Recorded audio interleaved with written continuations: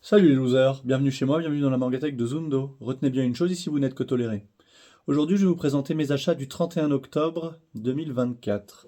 Alors oui, c'est un jeudi, mais bon, je suis actuellement en vacances et en plus le 1er novembre, donc le vendredi, le jour normal des achats, est comme vous le savez, férié. En France tout du moins.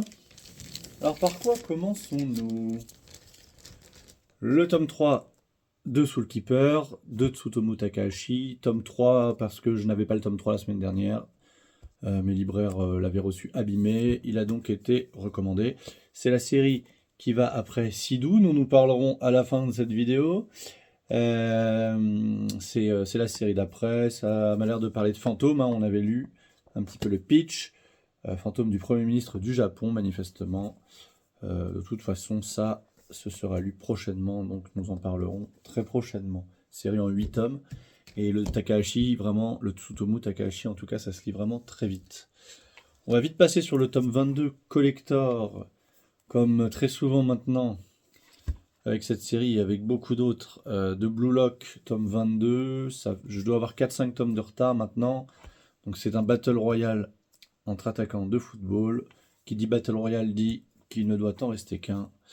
C'est sympathique, mais j'ai un peu trop de retard pour continuer à en parler là, donc... on verra plus tard. Ouais, ça doit bien faire 1 an que j'ai pas lu un tome de Blue Lock. On enchaîne avec Immortalité et Châtiment, tome 1 en édition collector. Alors, c'est un manga de de Kentaro Sato, qui est l'auteur de Magical Girl Holy Shit, je crois, et probablement d'autres œuvres que j'ai de lui. Qui sont toutes, je pense, chez Akata What the Fuck. Alors là, c'est un What the Fuck. Ça se voit pas bien. What the Fuck. Donc c'est pour ça que je l'ai acheté les yeux fermés, puisque je prends tous les What the Fuck de chez Akata. De quoi est-ce que ça parle? Alors déjà, est-ce que ça s'ouvre bien? Comment est-ce que ça s'ouvre? Souvent, je déteste les coffrets collector parce que ça s'ouvre très mal. Vous voyez, là, ça s'ouvre plutôt, de manière plutôt sympa, mais là, c'est vraiment un carton très fin, c'est très moche. Ouais. Quitte à nous faire une édition collector, les gars, autant bien nous la faire, parce que là, franchement, c'est un peu naze. Il y a quoi là-dedans? Ah là là, j'aime pas ouvrir ces trucs-là, les refermer après. Et je le fais pour vous, je le fais pour vous. Un masque. Ah oui, les Japonais sont très masqués, hein. On voit qu'il y a un dessin de dents, comme si c'était une bouche. Donc, un masque anti-Covid probablement. Peut-être qu'il l'a dessiné à l'époque. 2 ex libris, je dirais. Et le tome.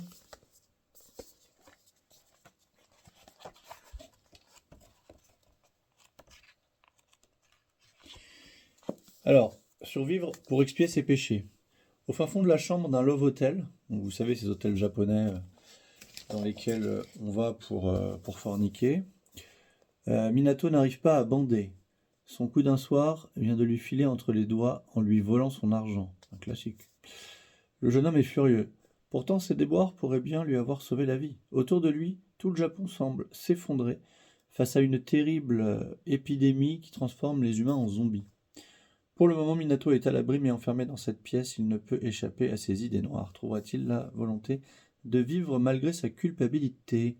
Avec Immortalité et Châtiment, Kentaro Sato revisite l'apocalypse zombie comme peu savent le faire. Avec une froideur clinique, il décrit la descente aux enfers d'une humanité qui semble déjà avoir perdu son âme, dans un monde où vivre est synonyme de punition. Alors, je réfléchissais, dans le même genre, on a déjà I Am a Hero chez Kana, que j'ai lu entièrement, qui était plutôt pas mal. Et on a Bucket List of the Dead, de l'auteur de Alice in Wonderland. Ça, j'ai lu que le tome 1, j'ai arrêté de les acheter il y a un moment.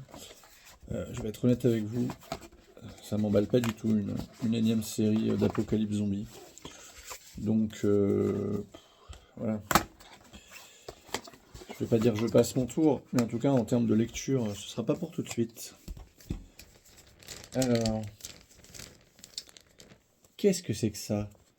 Shibatarian. Alors, je l'ai pris uniquement parce que la couve était étonnante. On a un personnage qui sort de terre à côté d'un arbre, et surtout il y a écrit salut dans une bulle. Vous verrez, c'est extrêmement rare d'avoir des mangas, même je pense des BD et des comics où on a les bulles en couve. Si on omet les floppies des vieux comics, bien sûr. Oh, c'est chelou ça. Alors, c'est une œuvre de Yatsuya Iwamuro, dont j'ignore tout, vous en doutez. C'est en 4 volumes chez Panini Manga.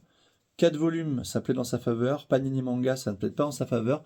Bien qu'actuellement, bon, ils se soient rattrapés, ils nous ont sorti pas mal de Tsutomu Takahashi, donc on leur fait un peu plus confiance qu'avant. Au début de ma 3e année de collège, j'ai trouvé Shibata, donc ça c'est Shibatarian, donc voilà, j'ai trouvé Shibata enterré jusqu'au cou, au pied d'un cerisier en fleurs. On a regardé un DVD chez lui et on est devenus amis. Ensuite, on a décidé de tourner un film ensemble pour le présenter au festival de notre collège.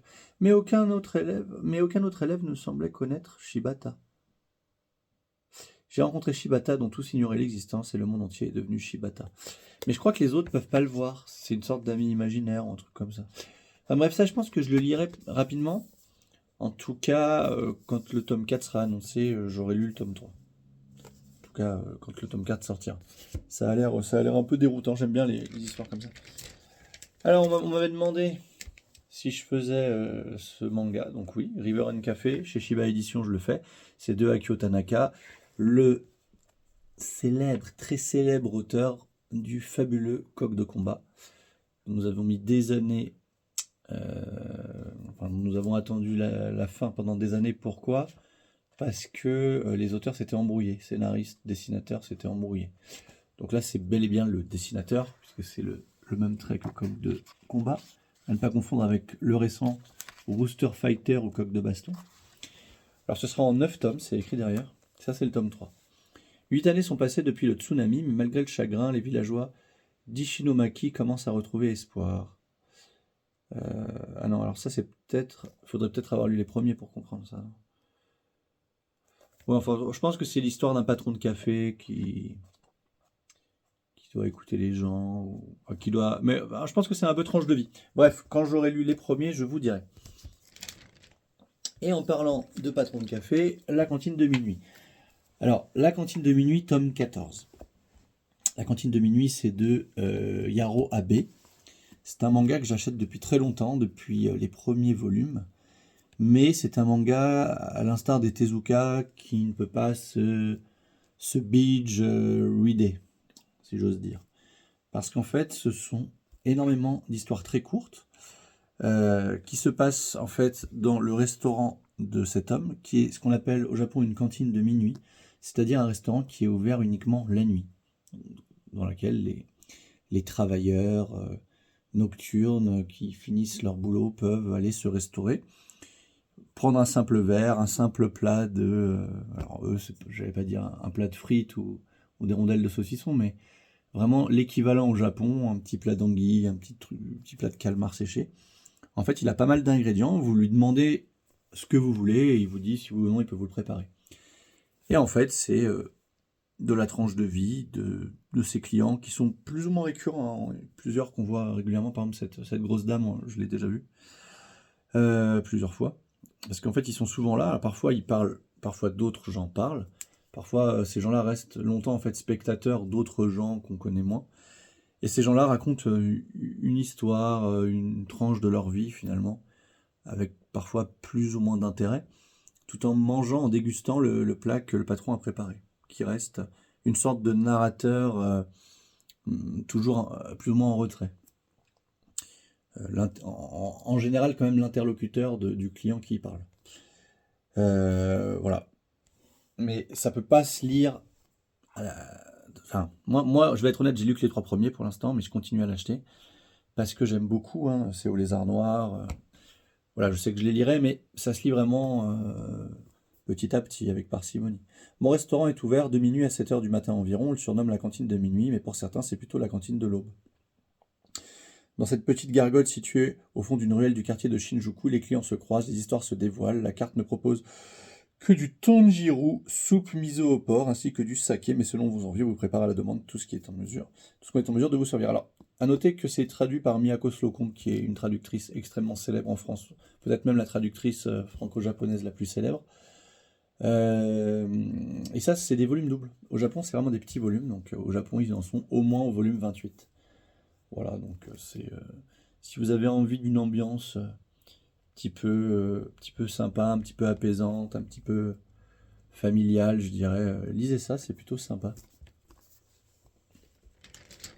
Et pour terminer, j'ai le tome 1 et 2 de Sandman the Dreaming. Le 1, c'est celui-là.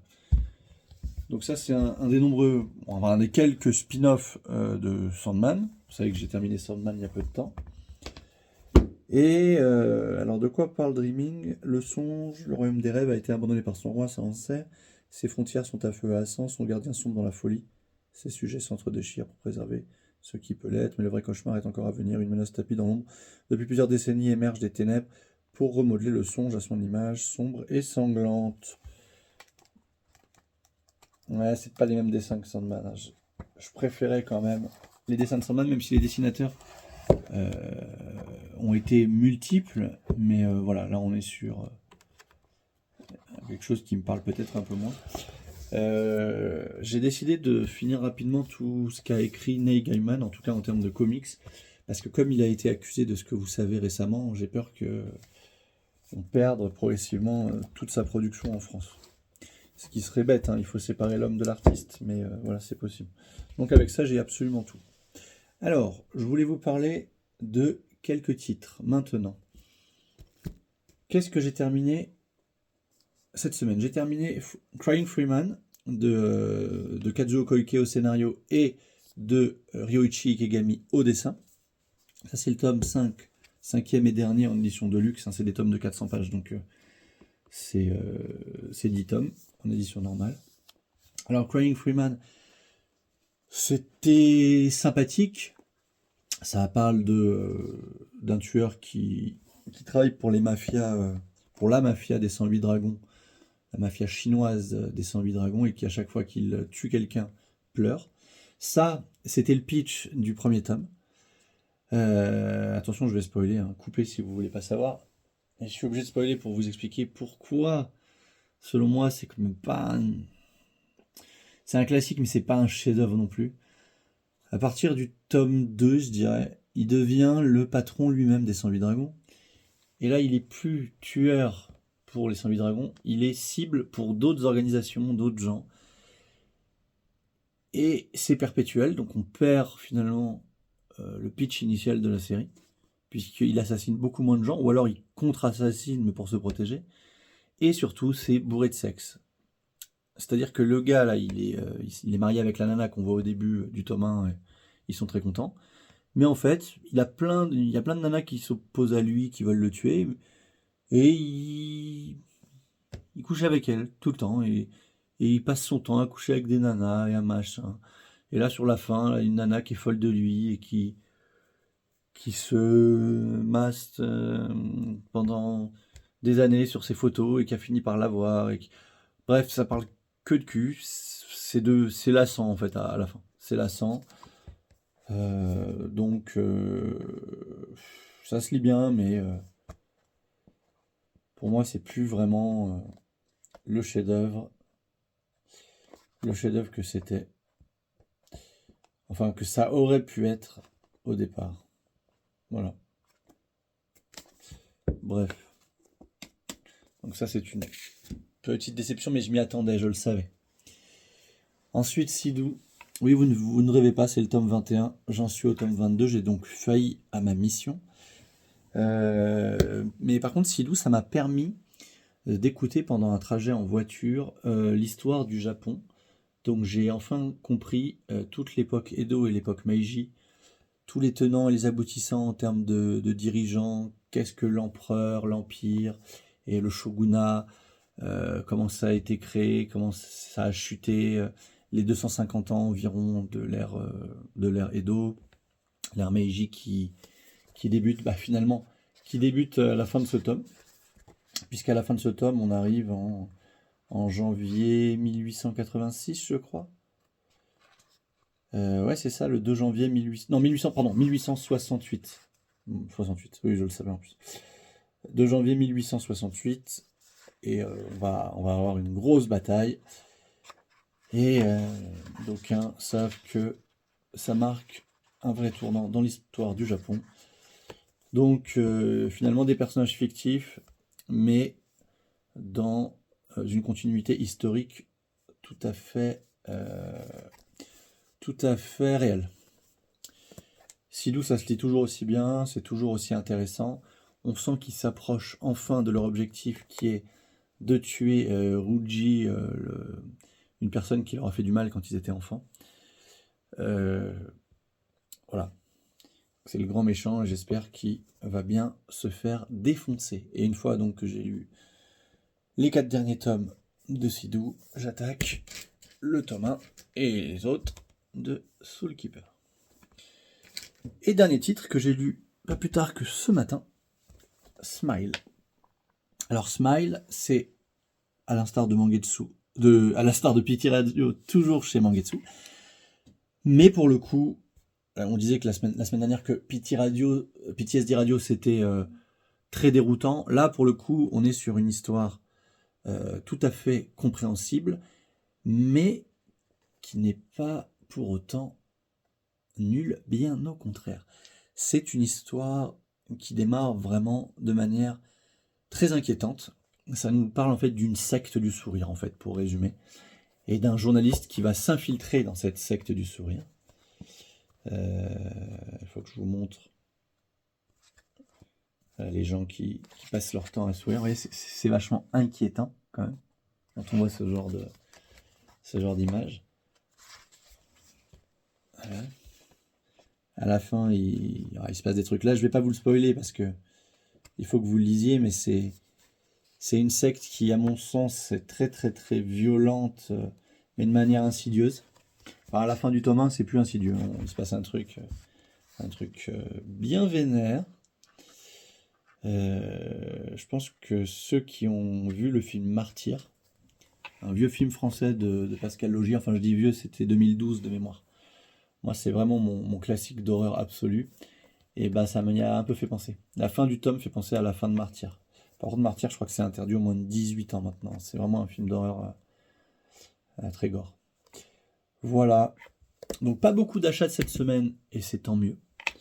Il y en aura, je sais pas s'il y en aura beaucoup la semaine prochaine. On verra. On m'a demandé 2 choses. On m'a demandé de refaire des bilans lecture. Je vais me motiver pour vous faire septembre et octobre, prochainement, probablement incessamment sous peu.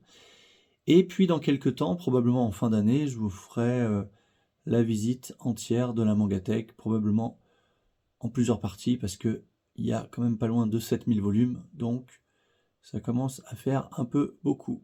Voilà, allez, le bisou, on va aller à la fête d'Halloween. Et le sponsor officiel qui est toujours là, d'ailleurs c'est toujours la même bouteille. Ah, j'ai un autre sponsor. C'est la Super Glue 3. Le bisou.